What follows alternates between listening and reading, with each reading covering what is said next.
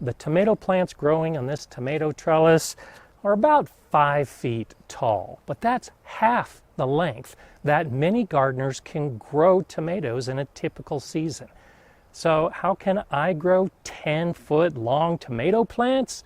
Well, join me today as I share with you ideas of trellising tomatoes sideways.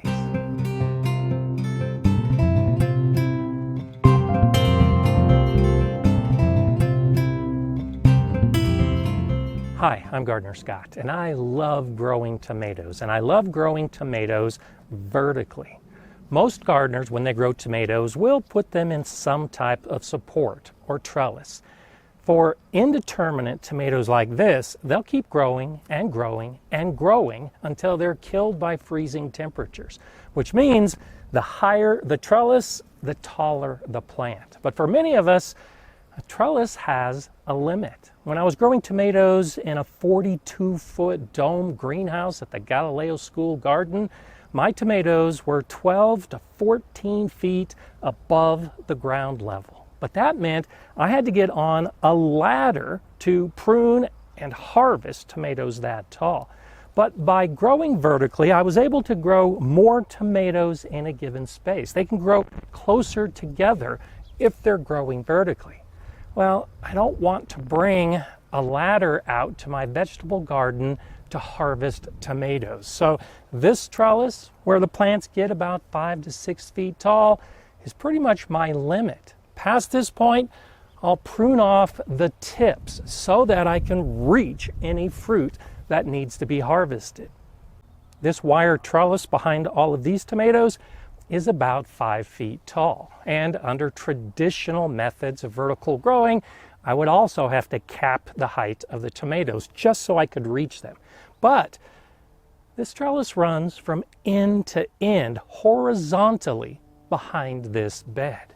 So if I just modify my methods a little bit, I can take advantage of all of this space and not grow just vertically, but also horizontally. This is how I and many other gardeners trellis our tomatoes. We'll put something like a guide string, attach the plant to the string, or wrap it around and grow vertically to the top of the trellis.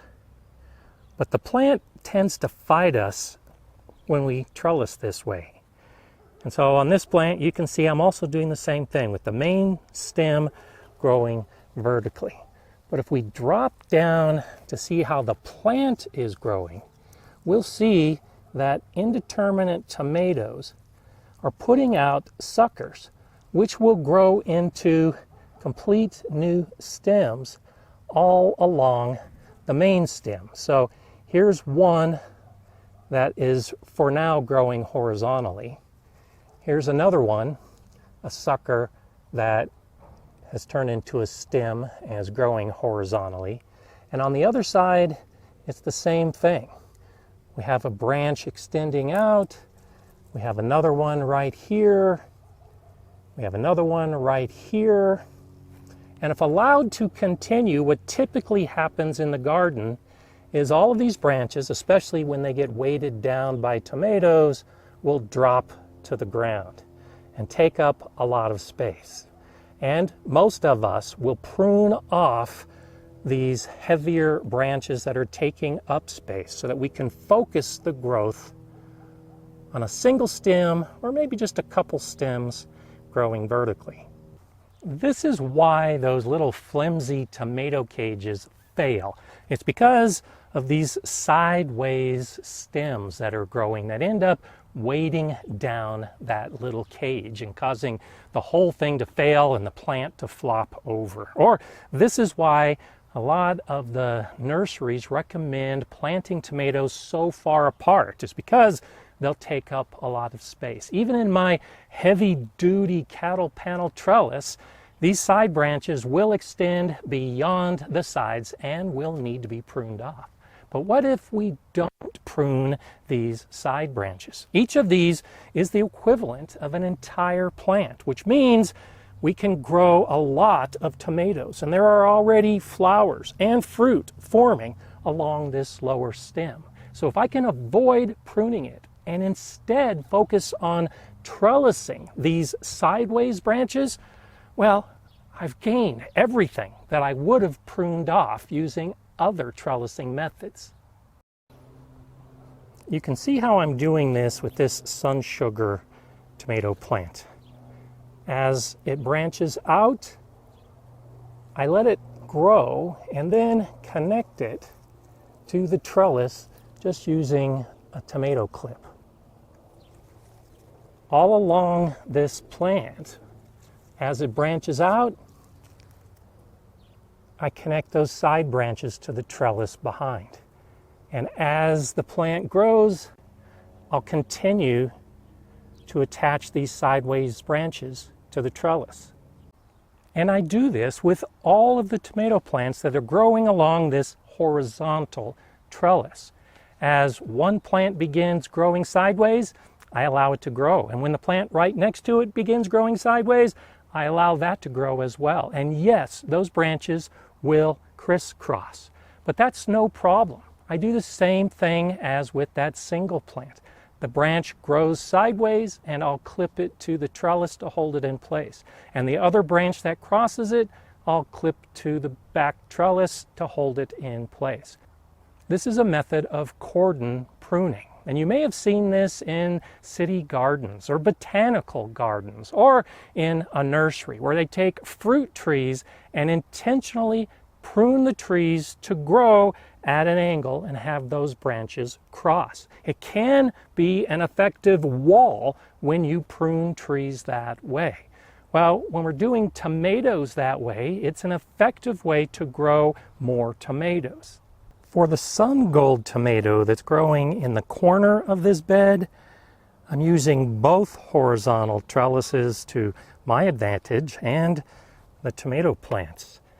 I have a plant growing sideways here, another one here, another one here, and another one here.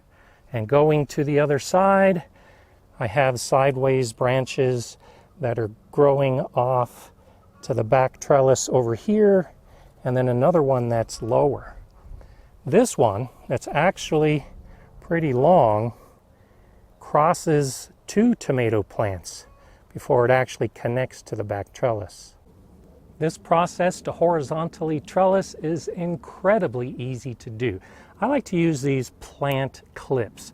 They're specifically designed, they're spring clips, and they'll hold a plant to a trellis.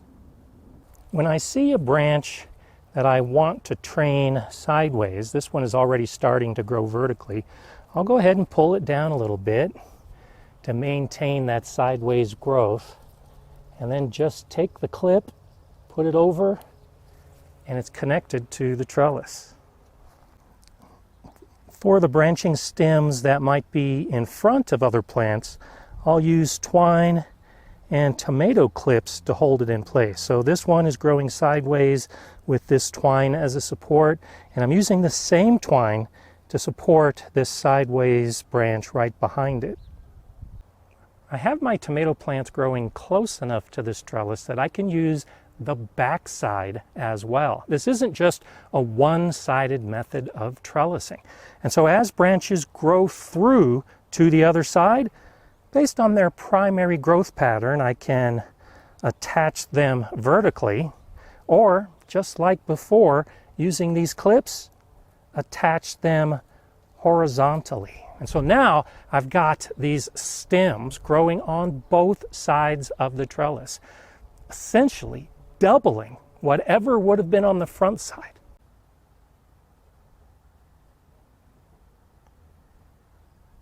Growing in this trellis, I do the same thing, allowing the branches to grow sideways, most of them through the trellis. But again, because they'll tend to flop down, I'll have to trim off the tips to keep this under control.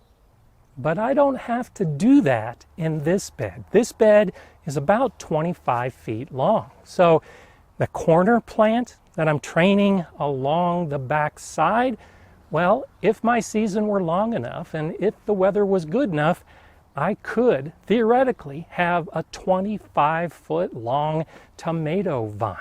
Now, in practice, in my shorter season, it'll probably get to be about 10 to 12 feet, but even that will be loaded with tomatoes. More tomatoes than if I have to clip off those suckers in the first place and limit the growth of the plant. Now, as these plants begin to overlap, there will be some needed pruning, just so it doesn't get too dense, so that you can get to the fruit to harvest it, and so there is some airflow to prevent diseases from setting in. But that amount of pruning, just to keep the plants along this plane, is much less than will be needed in any other type of trellis.